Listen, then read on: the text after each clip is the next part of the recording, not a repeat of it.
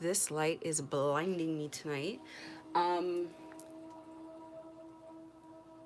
as you guys can see, I am trying to come online a lot earlier because sometimes I tend to come way too late, and obviously, you know, it's kind of late to be coming on live, but not just that, it's kind of late to also be having these kinds of conversations, in my opinion. I am not always successful at not listening to gang stalking material late at night, but you know, we probably should not be doing that, all of us. Um, I want to talk about, or I guess I want to just drop some gems on anybody watching this. So first things first, today I'm going to be talking about chakras, the 7 chakras, because I have been saying that I want to do a video on it for the longest. However, I had to dust up my knowledge because it's been like a really long time since I've had to actually I it's like I know things sort of off the top of my head, but giving information to people, it's a different thing, and I don't want to give erroneous information. I want to make sure that whatever I tell you guys is accurate. However, before I jump into it, I want to talk about a few things, just a few points. The first one being, you know, I talk a lot about endurance in this situation. I talk a lot about making sure you stay the course. So, you know, first things first, it's not an elegant solution, but it's more or less a guaranteed solution, and that is enduring. Because enduring essentially does a lot of exhausting. It exhausts the people that are following you. It exhausts resources, the resources of the people following you. And it tires people out, to be honest, to keep having to follow someone or, you know, take actions that they know are not going to lead anywhere. Is it elegant? No. Is it a graceful solution? No. But that's how people have come out. There have been people who, absolutely, there are people who are not gang stalked anymore. And, you know, from the people that I have seen, they have just been the ones that have been able to endure it. Now, you don't have a choice. You're going to adapt to your circumstances no matter what you do. You're going to have to adapt. As a human being, no matter how bad pressure is, as long as it doesn't kill us, we adapt to it. Is it going to be easy? No. The issue that you're going to have is they don't want you to adapt. Before you adapt, they want to cause you mental illness. This is one of the things that I'm talking about today when I talk about the chakras. So they want to cause you mental illness. They want to cause you, obviously, financial ruin, which is going to, you know, aid in mental illness as well. You know, all of these things, like they want to attack your finances, they want to attack your mind, your social networks. You're essentially going to lose everything. That being the case, you need to endure in such a way where you are healing your body, healing your mind, taking care of your finances, and the social network can just go. I'm telling you that right now. It could just go. Like, I wouldn't waste any energy or resources in trying to get people to like you or to reconnect with family or friends who would believe anything about you or even assist in trying to gang stalk you or hurt you. I like, just let it go. It is what it is. That's my advice. Now, this advice is coming from someone who, like, I don't place a huge value on like social relationships. I never really have. So for me, you know, I'm happy and content with living and enjoying my life, you know, primarily with my family. Everything else is, maybe for other people you would say it's gravy, but for me it's just like, it's gonna just create a hurdle. chances are the reason why people were able to agree to do this stuff against you anyways, because they were jealous of you to begin with. It's because they took issue with you, and so you trying to reconnect and go back to them is going to be another issue. And then on top of people trying to reconnect, it's like some people attract more jealousy than other people. So if you happen to be one of those people, I just don't see why you would keep pushing something that quite honestly is not working. Saying all that, I always say to people, do whatever you want to do. Figure out whatever you want to figure out in the way that you want to figure it out. It's ultimately going to be your opinion at the end of the day, or your decision. Um what else would I say? Yeah, it's just about enduring. It's just about, outlasting. And in your case, it's not a competition for you. You're not doing it because you're getting paid, it's your life. So anybody is going to want to preserve themselves and keep their life. It is what it is. That's what it boils down to, is this is the objective, is that you're going to outlast the situation. You're going to outlast the people who want to pay for this. You're going to outlast their money. You're going to outlast their motivation. You're going to outlast their ambition with doing it. Just even with holding a grudge, even if it became personal, like it takes a lot of energy just to even do that. So if somebody wants to actively hold a grudge for like 2, 3, 4 years, then it is what it is. Eventually you will find your path, and you will find the way to live that makes the most sense for you. So like a ton of the information I give is obviously based on my personal situation, but I always say that you need to take that information and you need to kind of adjust it to your life, your lifestyle. Not everybody has a business, not everybody has whatever situations I've had, but I mean, we all have emails, we all have cell phones, we all have things like that. So just kind of take it and adjust it to your situation, whatever it is that you're going to or going through. I'm gonna go into the chakras. And I'm gonna read it just because like I got this book. I really like this book. And I like the way that they put the information together. So I'm gonna read through each chakra. You do not have to remember everything, but I think what is most significant, like I don't think anybody needs to be proficient in what the chakras are. But I just think that you need to know enough to kind of spot when you have imbalances, because like I said, it's a very deliberate attempt to attack each chakra, and then you'll kind of see, so for example, if they're attacking your stability, you having a place to live, which are all things that have to do with survival, then that's your root chakra that's being attacked. And it all kinds of ties into where they're attacking you on your body, on your physical body, your spiritual body, etc. Like it all kind of comes together. So there are 7 main chakras that people talk about. They say that there are a lot more.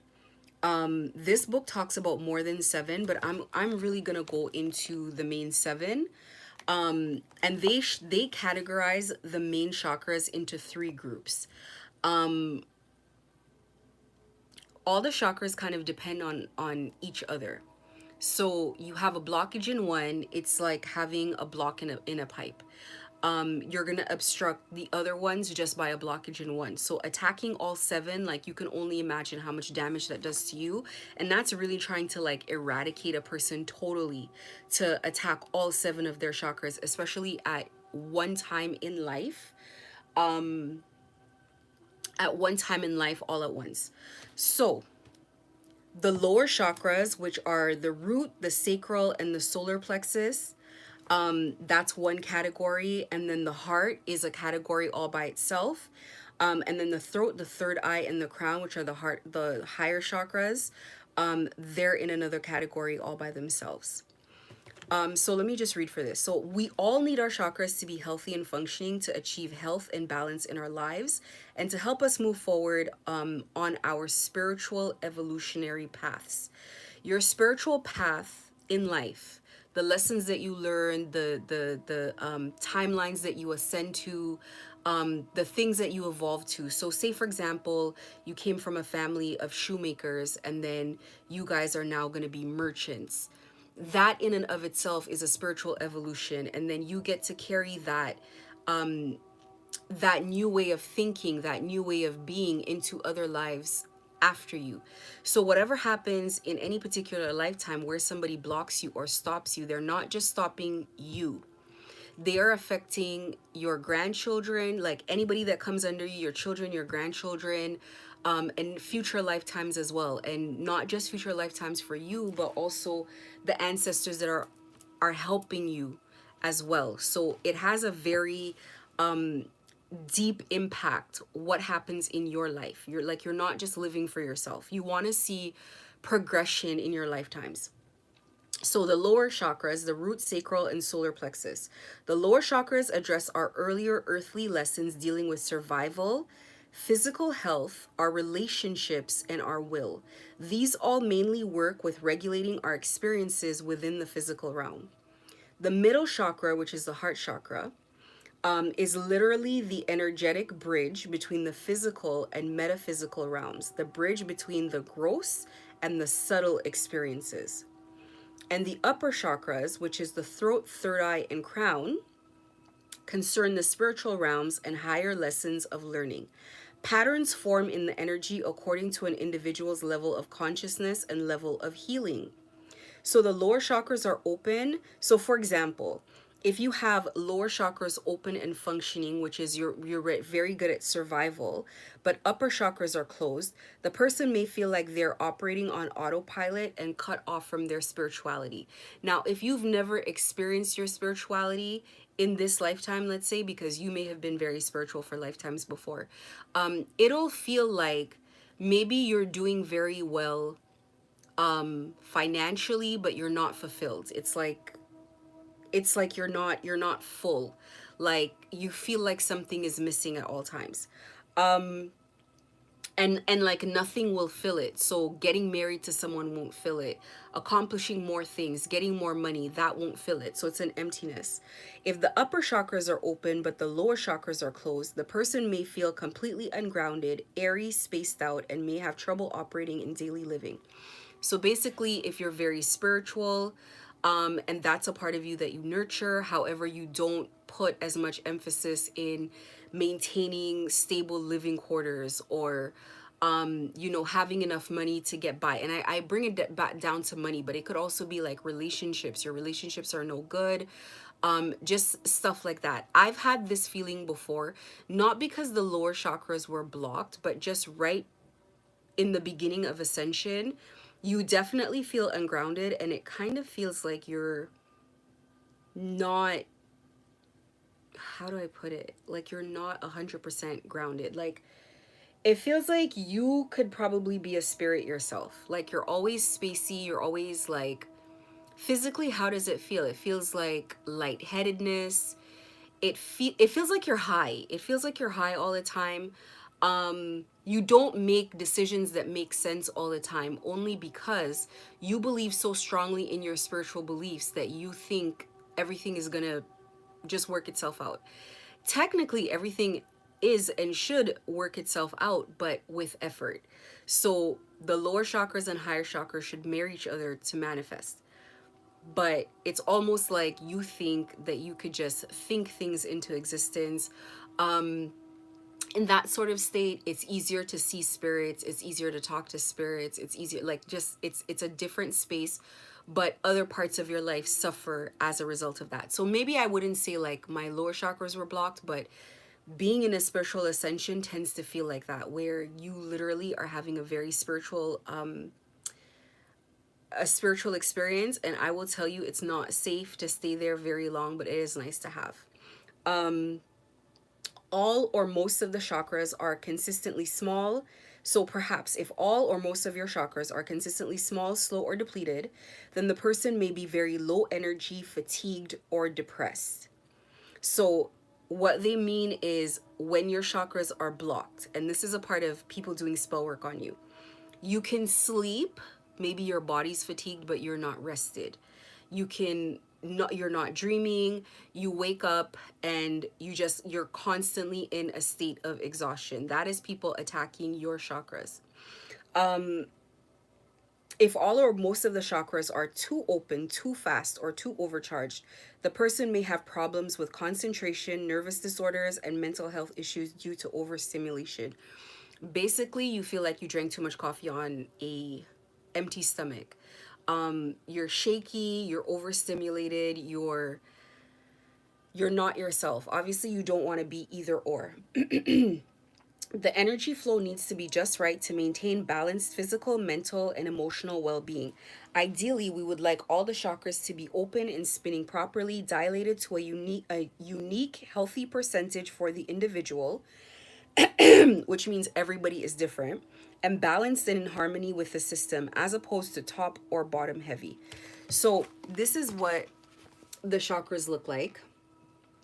And each one kind of looks like some sort of a flower sort of formation, and they usually have some sort of geometric pattern in them. Sometimes it's triangles, etc., etc. So these, if you want to think about them, are like wheels and they spin. And so energy comes up and it spins and it connects and it goes both up and down, and they're supposed to be free movement, either way, both up and down with your chakras. So I'm going to go into talking a little bit about each chakra, what it is, where it connects to, and how you can tell if your chakras are unhealthy. And I want to say majority of people are walking around with unhealthy chakras. It takes a lot of time, a lot of spiritual discipline. Maybe not I want to say a lot of time, but maybe everybody's different, but a lot of discipline to have your chakras in alignment at all times. And I think it's something that's purposeful as well. So the first one is the root chakra. Its location is the base of the pelvis, around the perineum, and close to the tailbone. So they say that the chakras are along your spine. So they're not along the front, they're along the back. The color is red. And the associated glands are the adrenals. So the associated gland in your brain. Energy and lessons pertain to survival and moving out of fear. The root chakra governs our physical health and vitality, our ability to manifest and maintain abundance, or lack thereof, and our ability to take care of ourselves stably. It can also deal with past life issues. When the root chakra is in balance, we feel secure, safe, and stable, are physically in good health, have lost lots of physical energy, are flowing with abundance, and are living comfortably with our ability to take care of ourselves. One of the most consistent places that you're going to be attacked when you're gang stalked is your root chakra. They want you unhoused, unstable, unable to take care of yourself. When the root chakra is out of balance, we can have unreasonable and consistent fears, feel unsafe or fatigued, and have a strong identification with victim consciousness, where for whatever reason outside of ourselves, and there will always be such a reason, we consistently struggle with taking care of our shelter, life, and survival. It may also signal financial issues. An excessive or overcharged root chakra will lead us to strong states of anger or aggression, a highly materialistic focus on money and greed, and a need to control and dominate everything around us. A depleted or undercharged root chakra will lead to excessive fear and insecurity. So, what I notice, and this is personal, is people who have overcharged root chakras do not like to be around other people who also have overcharged root chakras. They usually want to be around people that they can control, and they are not above being intimidating in order to do so. So, obviously, people who are in gangs and like in crime and stuff like that, it's like an overemphasis in that chakra. It's overdeveloped, not overdeveloped but overstimulated. Our root chakra is also one of the best ways to energetically root down and connect with the high vibrational core of Mother Earth. Earth energy is so nourishing and healing to the root chakra, and our ability to ground and connect with the earth is a key factor in maintaining a stable, even keeled emotional state and vibrant physical health. We're spiritual beings living in a physical body here on planet Earth. And even though this book is all about energy healing, we do need to deeply honor and respect our physical vessels in this lifetime, as they are part of the Earth herself. We will discuss much more. Well, doesn't matter. The sacral chakra, which is the one right above. So this is above the root chakra and it's below the navel. It's an orange color and it is associated with the ovaries and the testes. The energy and lesson with this chakra is interpersonal relationships and healthy sexual expression. Our sacral chakra has everything to do with our emotions around situations and relationships with others, including our ability to healthily, sensually experience and express our sexuality. This is also a primary center when it comes to our creative energy. I was listening to something today and it said creative energy is sexual energy, which makes sense because when you're being spiritually attacked, they send one of the things that they do is they use sexual dreams. So it's like, and it even talks about like when you have sex with people, you're giving away your energy and you're opening up yourself to them and etc. etc. So that's to do with the sacral chakra.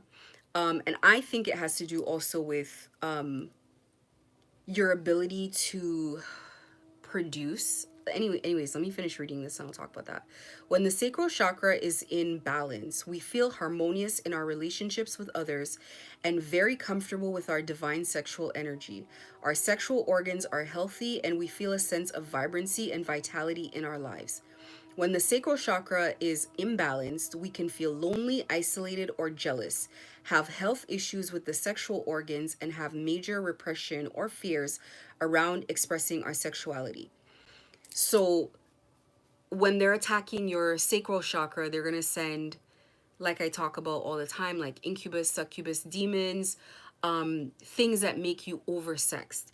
And it seems a lot of the times it's like it's almost like they want to close some of the chakras and then like overstimulate others. So they want to overstimulate your sacral chakra. When the sacral chakra is depleted, we may feel like we have almost no libido, lack the drive to connect with others, or experience impotence. When the sacral chakra is excessive, we may unconsciously be misusing, exchanging, or giving away our sexual energy to anyone who will give us attention, and we may have many issues with the relationships in our lives. It primarily discusses like I guess the expression of sex, but it's almost like if you really like almost like expand it, when you deal with people, when you attract people, when you're charismatic, when you step into a room and you know how to work a room, it sort of taps into the same part of yourself that you would tap into to arouse a partner. You know, you have to be very good at reading people. You have to be very good at perceiving what someone is feeling, what somebody wants, what would stimulate them. And that's the same thing you need in order to, let's say, build a business or produce a piece of art. You are not producing it for yourself. So you have to constantly be aware of what is going to trigger people, whatever reaction you're looking for, like how do you go about to get that. That's the really like that's the best way to explain the sacral chakra. And that's why the sacral chakra and the root chakra kind of sound the same, but they're different. The root is really about survival, and the sacral is really about production. It's about taking survival to the next level. Like, I'm done being stable. I'm done worrying every day about like how I'm going to eat. And now I want to do a little bit more. I want to build something. I want to produce something. I want to work on something. So that's the best way of describing it. The solar plexus chakra is located below the rib cage and above the navel. It's golden yellow like the sun, and it's associated with the pancreas. The energy and lesson is developing and consciously asserting our self-confidence, will, and personal power in this world as conscious creators. Excuse me. So it has everything to do with how the body digests and metabolizes substances and information. When the solar plexus is healthy and in balance, we feel a healthy dose of confidence and not afraid to be who we are. We feel empowered and respect ourselves and others deeply. We even carry a sense of joy in our daily lives. When the solar plexus is out of balance, we may feel afraid to decide and stand up for ourselves, or on the other end of the spectrum, are constantly engaged in power struggles in different areas of our life. When the chakra is out of balance, we may energetically feel a pit in our stomach and even have digestive issues of all sorts. We also may aggressively bully or try to impose our will on others. Having a healthy, balanced solar plexus chakra allows us to move into a creator state where we are healthily asserting our will in our reality while respecting boundaries and manifesting and creating positive changes in our life. We are empowered and feel like we can take on anything that comes our way. To me, I feel like an imbalanced solar plexus has a lot to do with like your insecurities and how you show up in the world. So there are, and this text here does not go into as much of that, but if you think about it, if you think about the lower chakras are as like an ascension of your evolutionary journey as an emotional person or a spiritual person, you go from, there is very little that you can really do. I'm not going to say very little. How do I say this? If you are worried about what you're going to eat tonight, it's very hard to focus on a lot else. So that's the first thing. So that's the root.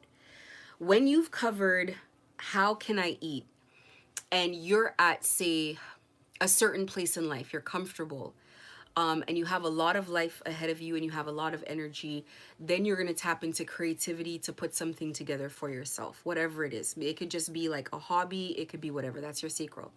Solar plexus kind of sits on top of that, in that you've accomplished, let's say, putting together a business, or you've not completely mastered something, but you've gotten pretty far in figuring out who you are in the world in a physical way. So people know you as this sort of person. You have your PhD and you work a nice job and you drive a nice car and you have a family and you have a home. And this instills a sense of confidence in you that you can walk around and say, or a sense of pride. You can walk around and you can say, I don't have to deal with this. I don't have to buy into this. You're confident and you need that. And when you step into that, you have to leave behind people pleasing. You have to leave behind sacrificing yourself and your comfort in order to like make people happy. Just behaviors like that. So you get to be a more grounded, confident version of yourself. That is a version of yourself that doesn't have to make income in the wrong ways, or ways that are going to be detrimental to you eventually. And when you're making money in a way that is going to eventually be detrimental to that's not sustainable. Something that eventually you're going to get caught by the law of averages. You've done it this long, your time is coming.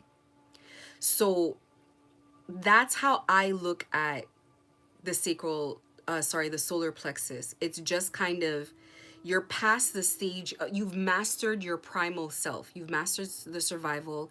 You've mastered kind of moving around the world. And then it just kind of blends into you being at a point where you've taken the lessons of, well, how do I create a piece of art or something that people are going to enjoy? And you've kind of mastered all of that. And now you know how to keep your relationships in harmony. You know how to keep yourself in balance. You know when to apologize and when to let things go, when to drop an issue and when to take the issue up. You are now exhibiting behaviors that are based on, how do I live the best life? How do I have the best life experience, versus being dominated by your primal nature, your primal emotions, pride and ego and hatred, and not working out of your traumas. So that is what the solar plexus chakra is about. The heart chakra is the bridge. So the location is the center of the chest. The color would be emerald green or additionally pink. and it's associated with the thymus gland. The energy and lesson is unconditional love, compassion, vulnerability, and forgiveness. The heart chakra concerns our ability to express, give, and receive the energy of love. When the heart chakra is in balance, it's easy to give and receive love and have compassion for all beings, not just our family and small circles and not just humans. I'm going to need to remind myself when I'm done. I'm going to go back and I'm going to talk about each chakra and how to see which chakra is being attacked. But let me continue going.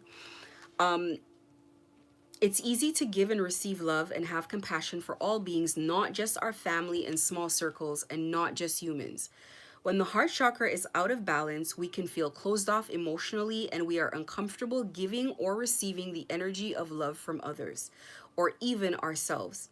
We may hold grudges and resentments against others and have fears of feeling unsupported or hold the false belief that we are unlovable at a deeper level. This tends to be a core wound, and so many old souls, which many people who are spiritual are, that have developed over many lifetimes of being a spiritual, sensitive, and awakened soul in the darker ages of time. Learning to release these conditioned fears and beliefs and release the resentment and hatred in our hearts lets love flow in and through and creates harmony in the heart chakra. When the heart chakra is depleted, we may feel closed off to the possibility of love in any form. When it's in excess, we don't have healthy boundaries around giving and receiving, and when it's appropriate to express the energy of love. When there is an imbalance, we may experience physical issues around the heart, lungs, upper spine, shoulder blades, arms, or circulation. When it is in balance, we feel ease in our ability to give and receive love in our relationships, including with ourselves. You're not going to tap into any higher realm with a closed heart chakra. You cannot create anything with a closed heart chakra. The heart chakra, the experience of love, not just any love, unconditional love. Unconditional love needs to be experienced first, and not even mastered, but experienced first in order to experience higher energy sources. If I'm not talking about being in love, you can be in love. This is a different kind of love that you have to experience because that's what God feels like. When the presence of God comes around, the spirit, the presence of spirit, your highest self, it feels like unconditional love. And it could be around you your entire lifetime and you can never feel it because this chakra is closed. This is where you sense it. This is how you know that it's there. So if you have never been open to loving someone unconditionally, then there is no possibility for you to truly be a manifester. I'm not talking about manifesting is not just making something happen. I want a bike, so I go out and I get the money and I buy a bike. That's not what manifesting is. Manifesting is bringing anything into your reality. Manifesting is changing the circumstances. It is speaking or feeling things into existence without having to go get the money. Doesn't mean that you don't need to do some sort of physical action, but I'm saying you're beyond survival at this point. So where people who are in survival mode, so a person in survival mode would say, I want to buy a house, let's say. And they're very realistic about the type of house that they want to buy. And the realistic part comes from assessing the income that they have today versus what type of house they want to buy. So I make XYZ a month and that can afford me this.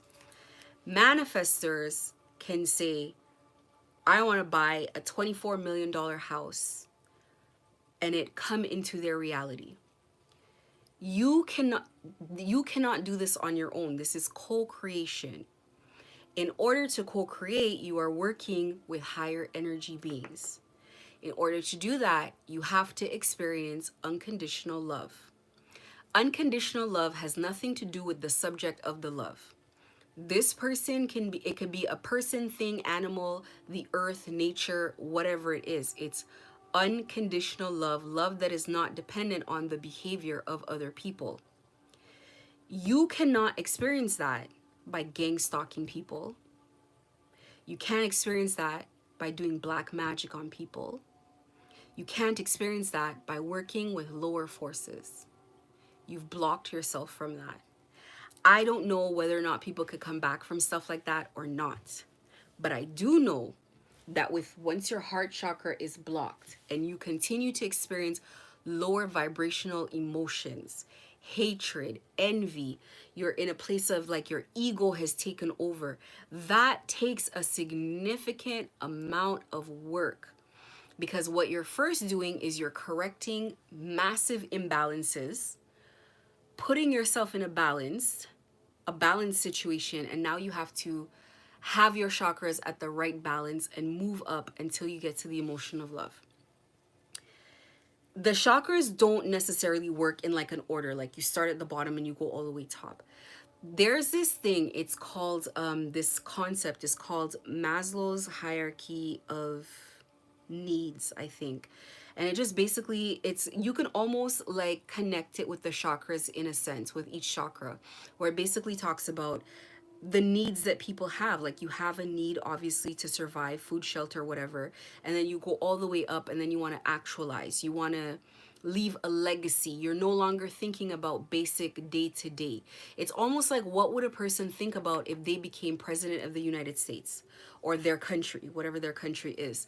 You've already accomplished so much up until that point that you would have to think like, what do I want to be known by? You're already going to go down in history, but like what do I want to do after that? Or looking at people like Elon Musk, who have a lot of money and who are still very busy. I don't think this guy necessarily works because it's definitely not about money. He'll throw like, how much billions, let's say, into, a project. It's not about money.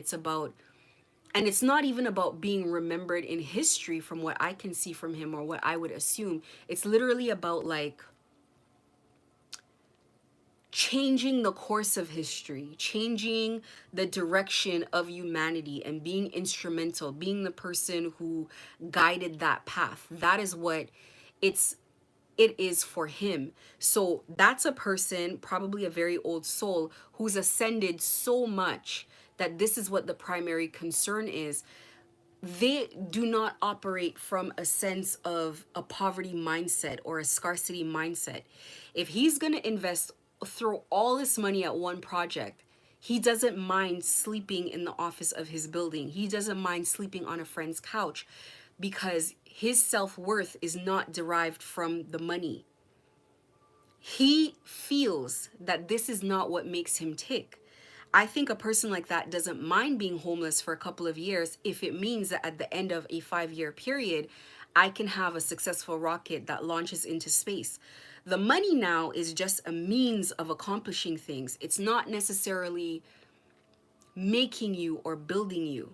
You've experienced it already. You know what it's like to make a decent amount of money. You know what it's like to feel important in society. You know what it's like to feel genuinely loved and respected everywhere you go because you've mastered your relationships. You're at a place of balance in all of these areas. And then usually when people get to that point, they say, it's time for me to get married. It's time for me to have a spouse. Not just any spouse, because it's not a status symbol for you. This is a part of you that feels void, that feels empty.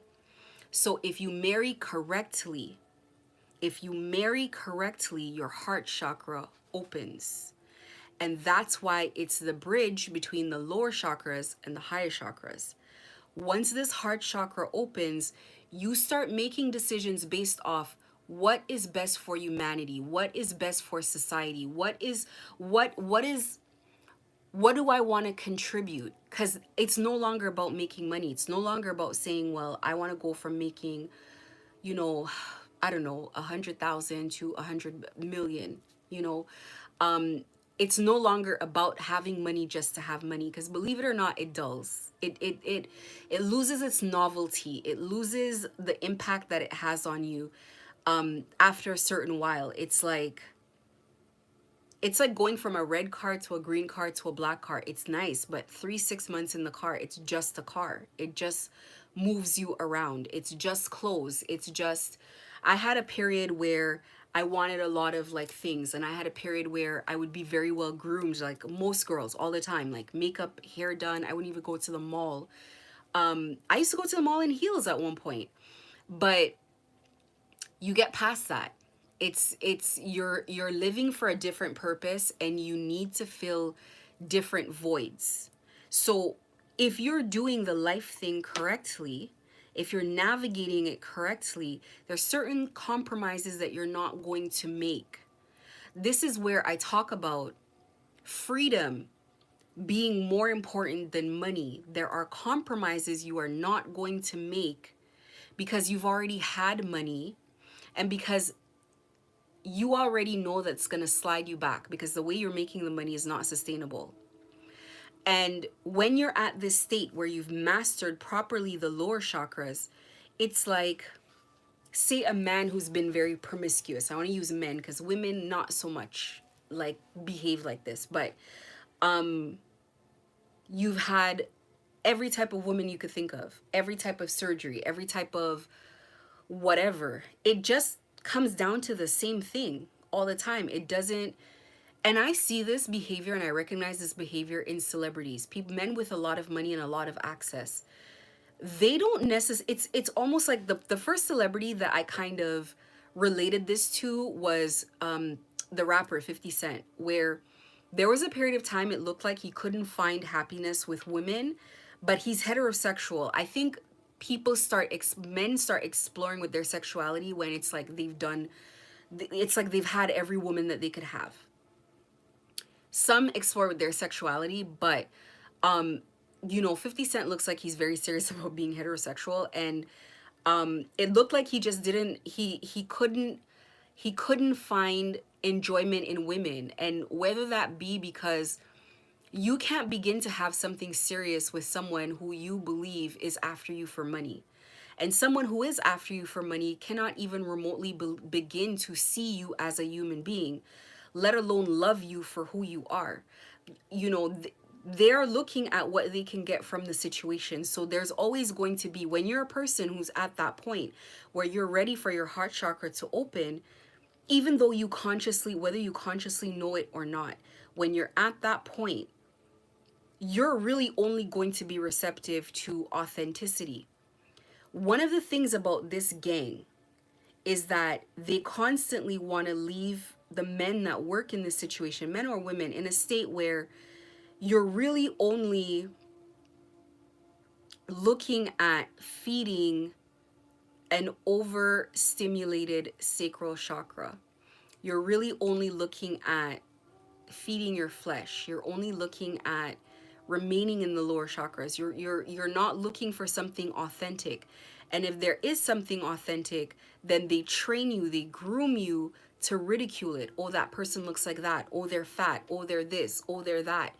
Which has nothing to do with the actual experience of not just loving a person, being able to love a person, but also being receptive to love yourself, being able to be loved yourself.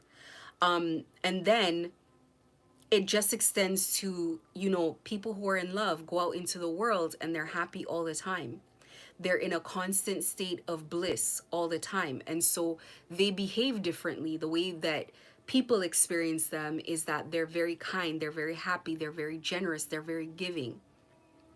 Further heightening the relationships that they're able to swim in and out of. They have less conflict. They don't see the point in arguing with people, in bullying people, in controlling people. You lose the need to control people when you're happy. You bring happiness into their lives, and It's a situation where you pour into people, they pour into you, and that's the kind of cycle that you've created. There's no need to bully somebody who wants to give to you, who wants to see you happy. This comes from inside. It's like how you meet someone and you guys are having a good interaction and you're like, you know what? And this happens to me in business all the time. It's like, you know what? I'm going to give them a little bit extra. I'm going to add a little. I would love to continue this relationship. Let's continue this conversation, etc. That is how it works. Only that experience extends to all your experiences. So then you have situations where there are people who walk around and it's like animals follow them around. Animals are attracted to them or stop in their presence and pay attention to them. People notice them in a room, in a crowd, and it has nothing to do with what they look like or what they have. And I've spoken about this before, and perhaps I haven't worded it the greatest when in hindsight, but this is what spiritual abundance feels like. Spiritual abundance is being in a room with people like Warren Buffett or Bill Gates or whatever, and they are fascinated with you because there's something about your aura, there's something about your vibe, there's something about what you're interested in talking about, what you say, that makes you able to thrive in that sort of room, environment, and community without the actual money that one would need to want to fit in. And spiritual poverty is having a Rolex, having a Ferrari, having the nice clothes, legit having the money, and always having to force yourself to fit into that room because something about you when you're in that room seems like it doesn't belong.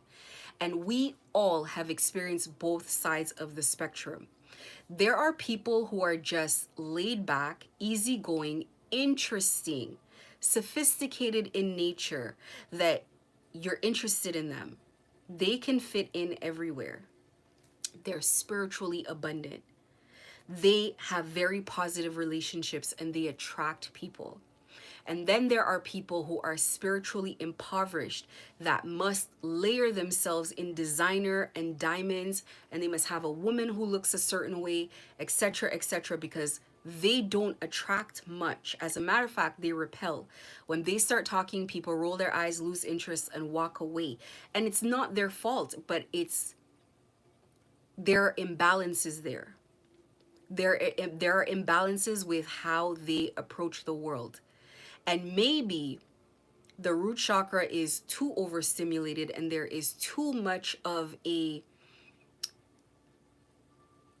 emphasis and focus on money and material things and not nearly enough on developing the rest of yourself, developing your mind. A person like that would listen to information like this and then say to themselves, how can I be interesting? Let me go read more books. Let me be able to talk about this. But the energy is still impoverished.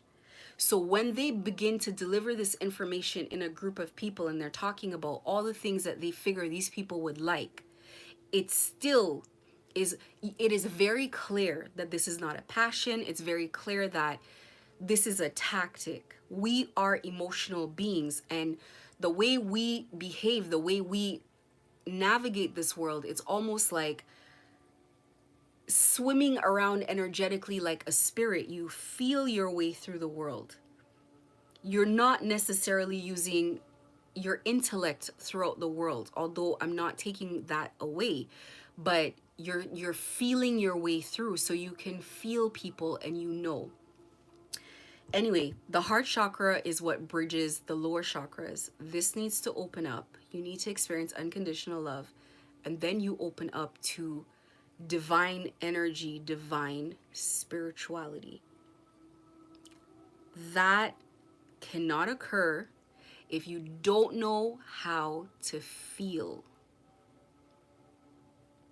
If you have blockages, and there will be many, if the heart chakra cannot open, you cannot feel safe in the world. You cannot feel comfortable. With an opened heart chakra, you can be gang stalked and still feel safe in the world.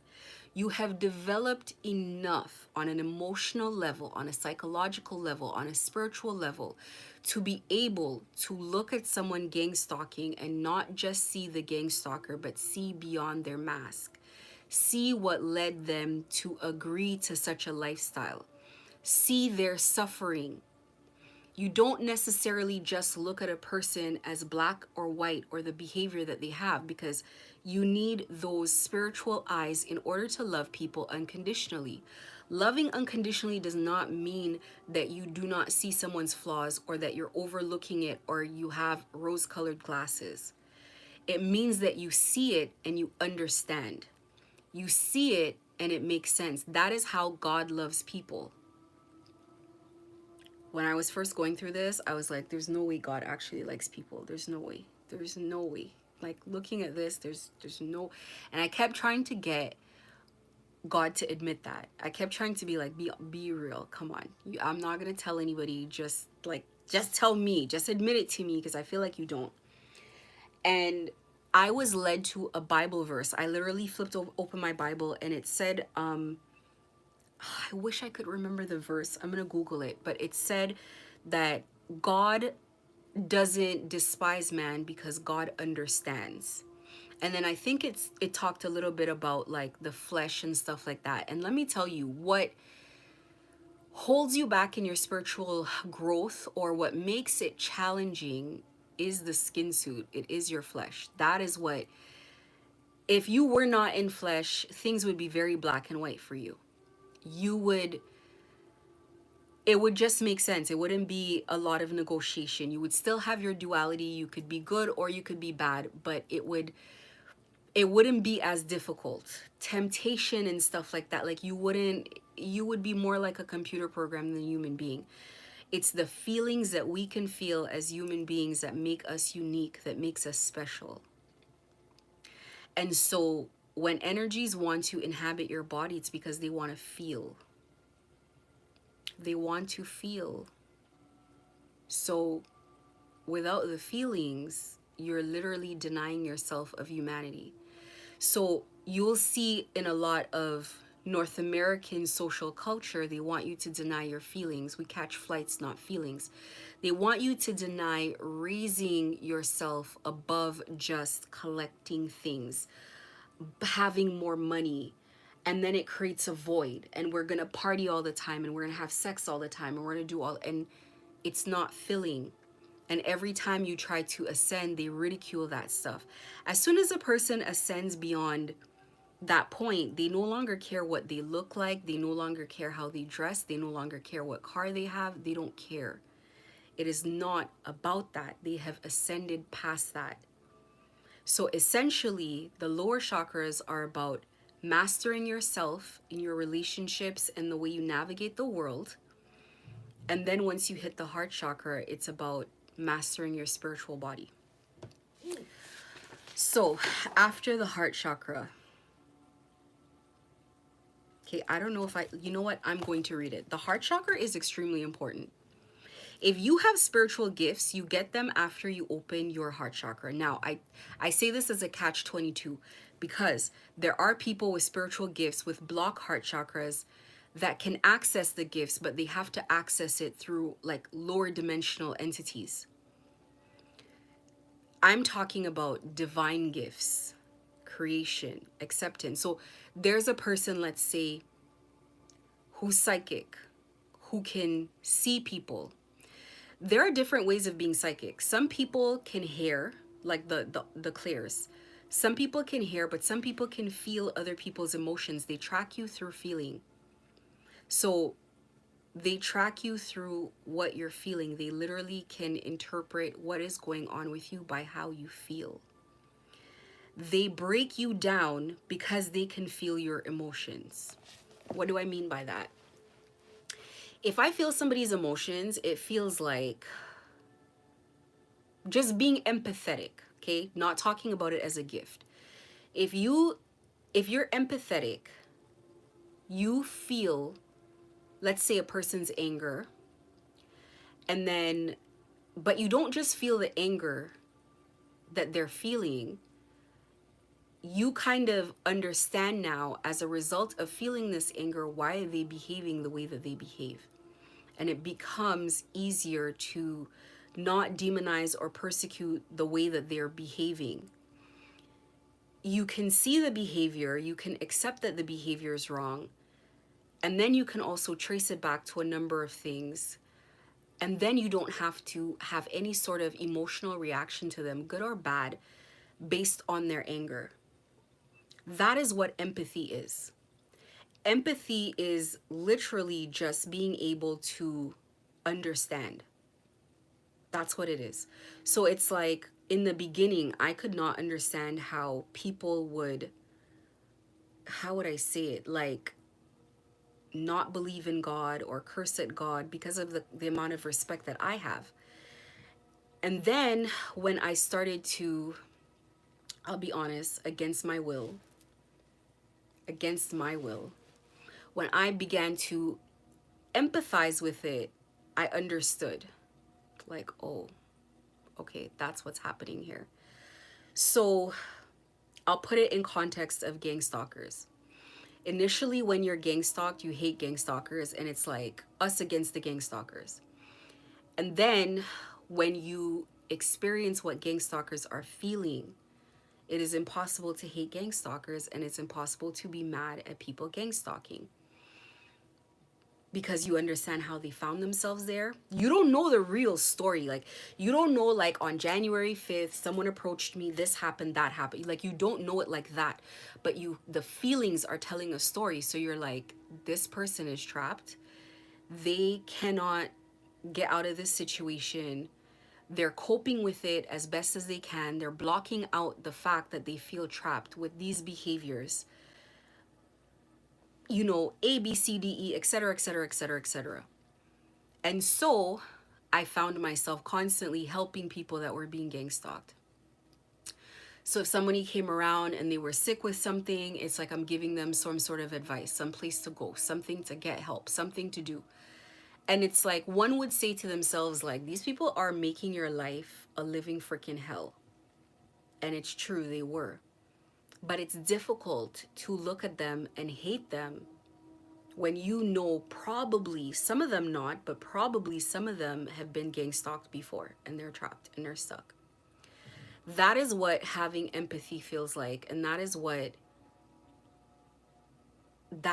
unconditional love feels like. That is what an open heart chakra allows you to have, to look beyond what a person is doing. I told a story about my neighbor and the way he would look so childlike when he would look at, like, the other Lamborghinis and, like, Rolls Royces in the neighborhood. It's like he'd stand there like a kid with his mouth open.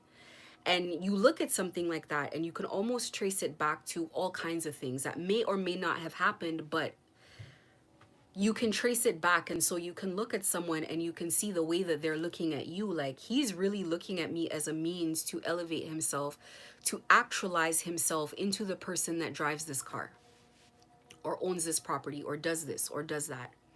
Then you can start understanding people's jealousy. You can start understanding where behaviors come from.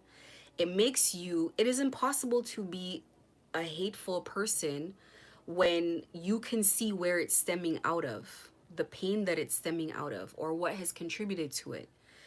So that is the significance of the heart chakra. And I wish I could give people advice on how to open it. It's a touchy thing. I would say you need God. You can't just open up a heart chakra. Like,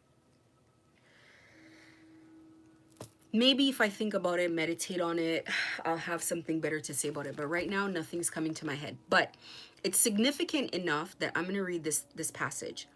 The heart chakra is one of the most important chakras for creating and maintaining love and harmony in our lives.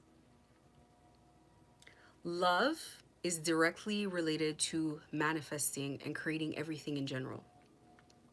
In ancient yogic texts that speak about enlightenment, we learn that this occurs through raising the energy up through each open and balanced energy center, one by one, from root to crown, to achieve oneness with God, bliss, and emerging with the universe.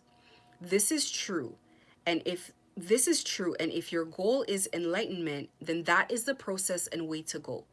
In the past, this was achieved through intense renunciation and meditative practices by many Mahatmas, Swamis, and monks. However, if you're looking to achieve these states while still being in touch with society, family, friends, humanity, and the world around you, then after mastering the lessons of all 7 chakras, move your awareness back into your heart chakra. That is how intense and important the heart chakra is. The heart chakra is not just like opening it, is not just about what you can give, the love you can give. It is also about experiencing the same unconditional love back. I talk about the infinity symbol. It just keeps going. So I also talk about relationships where both parties really only worry about pouring in. And as they, if you think about it, it's like pouring in a glass and the glass overflows. And it has nothing to do with what you're getting back whatsoever. You are being flooded with love, so you have no choice but to receive. But you keep pouring in another person. So opening this chakra is not just about finding someone to love unconditionally, regardless of what you're experiencing back from them. It is about, and it can be more than just someone, it is about experiencing unconditional love, receiving it as well as giving it. That is a transformative experience that opens you up in general. So that's food for thought. The symbol of this chakra is 2 interlocking triangles, one pointing upward, representing the energy of the lower chakras moving upward, and one pointing downward, representing the energy of the upper spiritual centers moving downward, where they both meet, merge, and integrate in the heart, symbolizing balance and harmony within the entire system. The heart chakra is like a portal, a stargate into all higher states of consciousness while staying grounded within the physical body. Meaning you remember everything and are conscious of it. You don't energetically vacate the body to have these higher experiences. You have these higher experiences within. The energy of the heart chakra is love and is the storehouse of our supreme soul energy. It is where we go when we want to meet the God inside. When operating from the heart chakra in our daily living, after we have integrated all the lessons from all 7 chakras, integrated the lessons, meaning they're not isolated lessons. You've learned all of the lessons and now you're bringing them together and you're applying all of it all the time as you're living life. Everything becomes naturally infused with the energy of love. We can feel the energy of unity and love for all beings in the most cosmic and grounded ways. Like, it is the most secure way to walk around the earth is with a very calm, secure spirit. And you can tell people who've achieved that because you feel them. You feel them in any room. The energy of the heart chakra is all about unconditional love and compassion, not necessarily empathy, as compassion and empathy are 2 distinctly different qualities. When we speak of love, we mean divine love, the love that is so pure and so strong that it overpowers and outshines all other emotions. It is beautiful, truthful, strong, stable, and supportive. It is not the unstable version of romantic love. And I talked about unconditional love being different from like falling in love with someone. This is divine, never ending, non judgmental, unconditional, beautiful love that, if experienced for even a moment, would make you weep. And I talk about like in my spiritual ascension, when I experienced spirit for the first time, I felt so undeserving, even though it's like I didn't have any guilt. I didn't have anything in me where it's like, oh, I do this thing that's wrong and I do this wrong thing to other people. So it wasn't from a state of that. It was just, it was so intense. It was so strong. That's what it feels like when you meet a divine being. It feels like you don't deserve it. It feels pure. It feels And it's strong. It's not just like it's weak, where it's overwhelming. It is the pure, innocent energy of the divine presence of God. Source, the universe, a higher power, whatever you'd like to call it, that is shining through in this energy. It cannot, that's why people put such an emphasis on the heart chakra. I don't want to call it the most important chakra. They're all important, but I want to say it's a very significant chakra. The throat chakra, much shorter. This is obviously at the center of the neck. The color is sky blue, and it's associated with the thyroid gland. The energy in the lesson is conscious, clear communication and sharing our deepest spiritual truth. When the throat chakra is healthy, communication is easy and flowing, but when there is an imbalance, we may have speech issues, lose our voice, be afraid to speak up for what we believe in, or have physical issues in the above areas.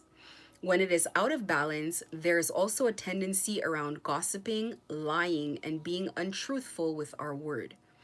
I have seen many old soul light workers struggle with this area, coming from many past lives in an older energy where we were persecuted for speaking about spirituality or sharing our spiritual gifts. The throat chakra, when consciously healed and activated, allows us to express our highest divinity in the physical world through sound, speech, writing, light language, and song. First of all, let's talk about sound. So your throat makes sounds. The people who control this world understand how important sounds are. That's why we have a lot of lower vibrational music that's very popular, and stuff that is not lower vibrational. It's more niche. It's more like in smaller crowds. It's like buried in different parts. Song is how light energy beings communicate.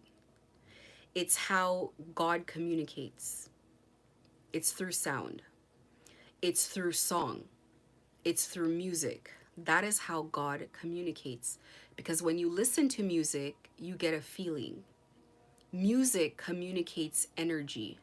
It communicates a message. And you layer it on with words additionally so, but like even if there were no words. So listen to this. So this is the sound in the background of what I'm playing.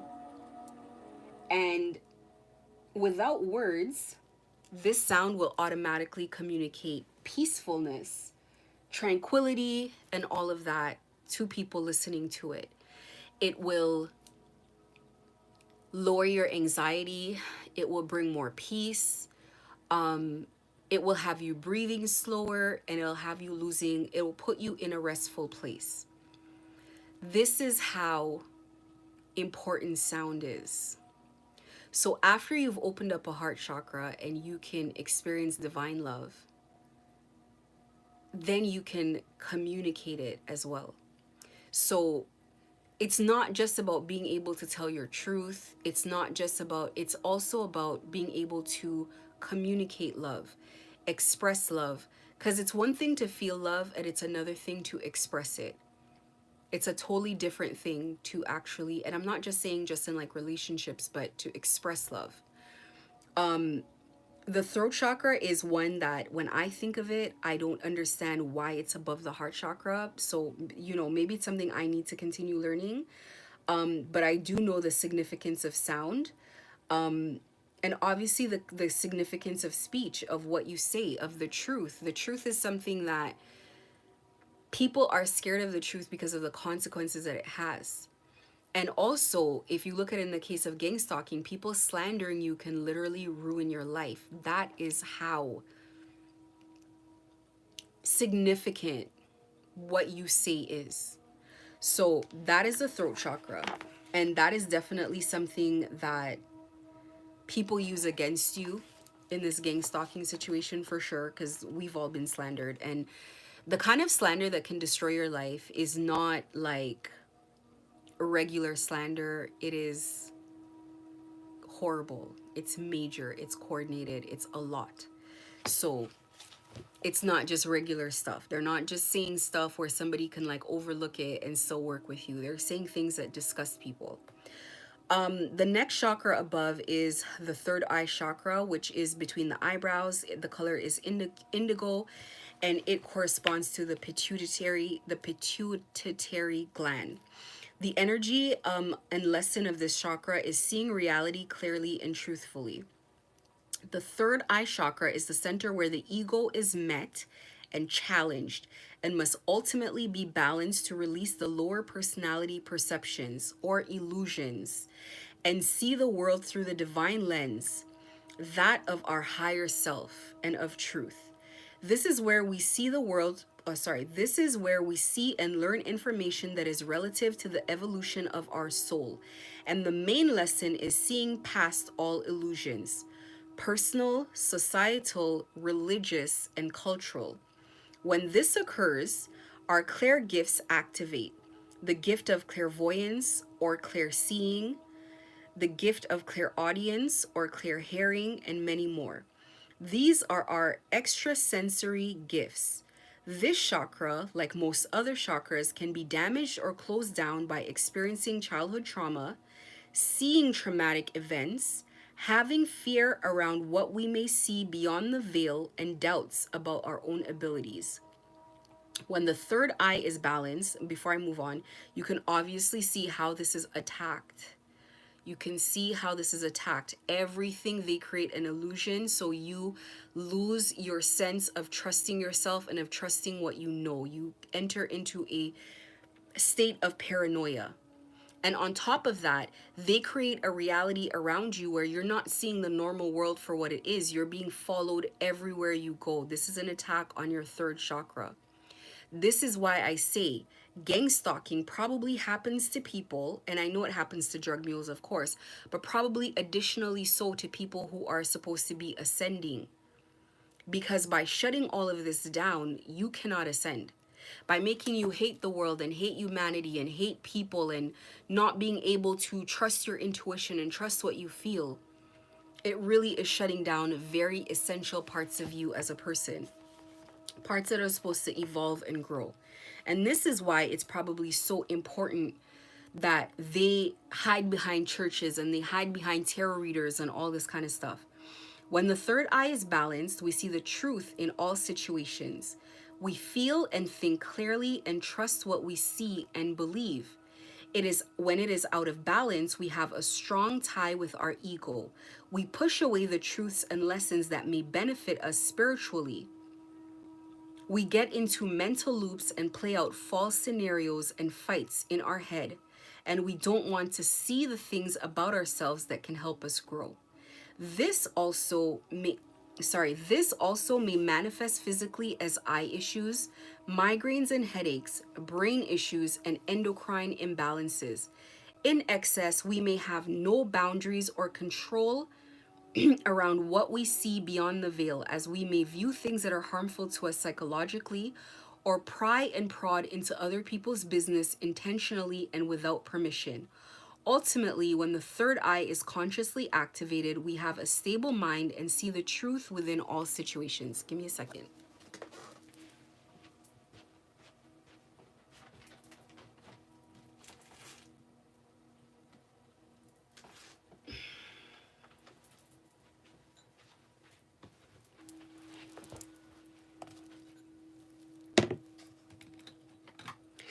So, people associate the third eye obviously with like the clairs. Not to say that it's not associated to that at all, but they associate it with like being psychic and like all this other stuff. And again, not to say that it's not associated to that, but really I feel like the third eye has to do a lot with the point of your, and this is my opinion on it, the point of your spirituality where you can communicate. When they say the veil, they mean the veil between the living and the spiritual world. And I associate the third eye with coming to a point where you're open enough that you're, and especially open enough in your spirituality, then you can really kind of like you can access energies on the other side. Now, that's not something you really want to do if you're not ready for it, because you're going to see both good and bad, and you're going to be attractive to spirits because it's like, hey, you can see us, you can hear us, and then that kind of puts you in a situation they become attractive to you, because like I said, who doesn't want a vessel? They all want a vessel. But and it's not to say that they can't get it without you being consciously aware of them, but something about, in my experience, something about you being aware of them almost makes you more attractive. Something about you being able to communicate with them makes you more attractive to them than, say, for example, somebody who just got possessed. And see, lighter spirits do not possess people. They don't force their will, they don't force their way. That's not how it works. So you really have to genuinely be able to communicate, with lighter energies, what you would call angels or gods or all of that. You'd have to be able to naturally communicate with them because they're not just gonna come and possess your body. Third eye chakra, all of these chakras, like, to even begin to start like opening any of your chakras, you need to meditate and you need to have a meditative practice. And that's why in almost everything that I've been talking about from day one has had to do with meditation. Meditation is not just laying down to breathe. There are things occurring while you meditate that you are not necessarily conscious of, and it takes quite a bit of control.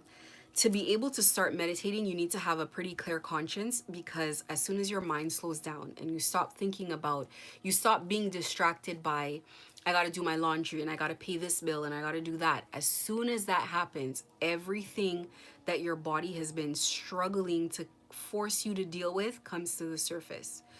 There is a difference between laying in a state under the influence of drugs to be in a meditative state, or mushrooms or whatever it is that people do. There's a difference between all of that and trying to access the other side versus doing it yourself, self-directed. Self-directed, you need a clean heart and a clean conscience, or your body, your mind is going to start bringing up everything all at once that it wants you to address. And so that's why a lot of people cannot be by themselves. That's why a lot of people can't be alone. That's why a lot of people don't like their own presence. That's why they demonize being a loner and being on your own. And usually you're able to do that because you have a clear conscience. As soon as you always need to distract yourself, it's because you have behaviors that are not healthy. There are things, and you're going to address them. These demons, we kind of call it demons for the sake of, they're going to rise up and they're going to demand attention, because that is your body trying to self-correct. The crown chakra. The crown chakra is, so this is your third eye. The crown chakra is the top of the head. It's ultraviolet, and it is associated with the pineal gland. So melatonin levels and the ability to regulate our sleep. Energy and lesson of this chakra is spiritual connection to a higher power and beliefs. This chakra is our pure connection to oneness, divinity, and pure consciousness. This is our connection to all that is. It commonly gets shut down through dogmatic, religious, or familial programming around what we should believe spiritually, or around the fear of a punishing God. The spiritual world is very open, very fluid. It is not black and white. It's not just good and evil. It is fluid, okay? When you have beliefs that are very strict and that are very controlling, you can't open it, because you spiritually, you have to be open to everything. Like, the information coming to you will shock you. When the spiritual energy of the chakra has been awakened, we achieve a state of enlightenment, bliss, and nirvana. When we have mastered the lessons of this chakra, we have a free-flowing, fully conscious connection with the divine. It is us and we are it. There is no separation. When this chakra is out of balance, we may feel cut off from our spiritual connection and have a lot of doubt in our beliefs around spirituality and our ability to connect with a higher power. When it's in excess, we may engage in escapism or an addiction to spirituality to the point where daily living in the physical realm is neglected. A healthy, balanced, and open crown chakra allows us to send and receive the divine cosmic inspiration and messages available to us through practices like stillness and meditation. By now, just from reading about the chakras, you may already have a strong idea as to where the health of your chakras and the imbalances may lie. The more you know, the easier it is for you to identify your patterns and work to heal the energy around them so you can live a calm, centered, and happy life. When I've talked about in the past, gang stalking attacks every single last one of your chakras, they do so. Let me start from the beginning in where I feel like they're attacked. The root chakra, they definitely attack your stability, for sure. Everybody knows that. They want you homeless, no car, living in a car, anything like that.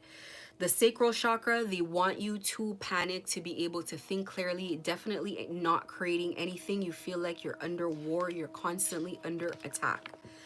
The solar plexus, they want you insecure. They want you to feel shame.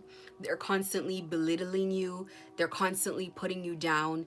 And in every avenue, in every format, whether it's from social media, whether it's from like whatever it is, they constantly want you in situations where you do not have confidence in yourself. You don't have confidence in approaching people, going out into the world. And that's why I really talk about your physical appearance.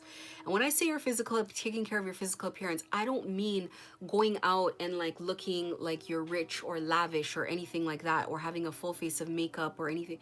I just mean not letting yourself go, taking care of how you look and how you feel when you go outside. Just feeling clean, like you took a shower, you're clean clothes, your hair's cut, your hair's combed up, whatever it is. They definitely attack the heart chakra because so many people come at you at once. You are almost tempted to hate humanity at large. It's the opposite effect. Instead of having compassion towards all people, you find yourself almost hating everyone.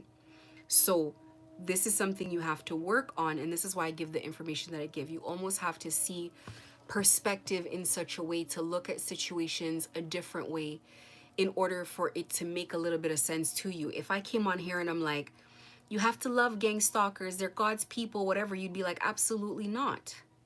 But giving a bit of perspective, maybe you're not going to be at a place where you can love gang stalkers, but you can most certainly look at them.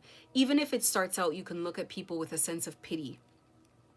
I personally I feel privileged that I didn't get sucked into this world, because I would have had to be gang stalking myself, as opposed to maybe being persecuted but free.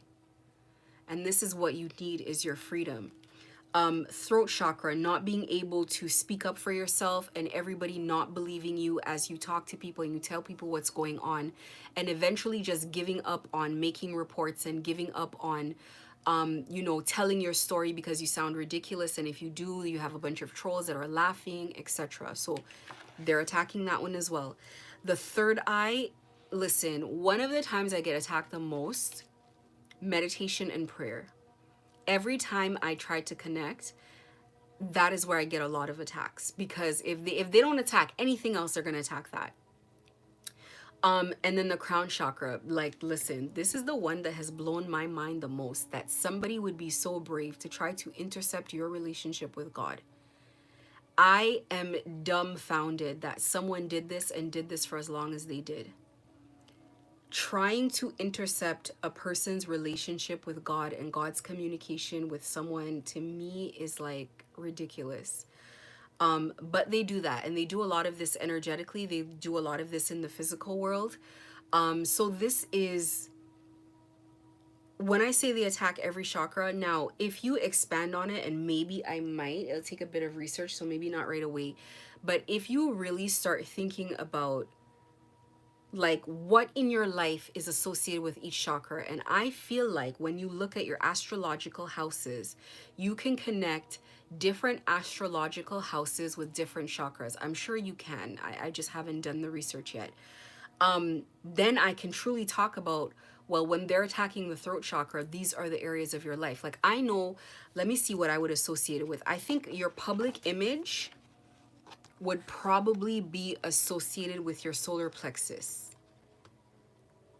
That's what I would say. Your public image and the way people see you. And that's what the slander is attacking. Since I said it, I have to do it. I'm going to do some research on the astrological houses and how they connect to each chakra so that I can actually give sort of a detailed explanation of why I say that they're attacking every chakra that you have. So let me write it down, and that'll probably be the part 3 to this video.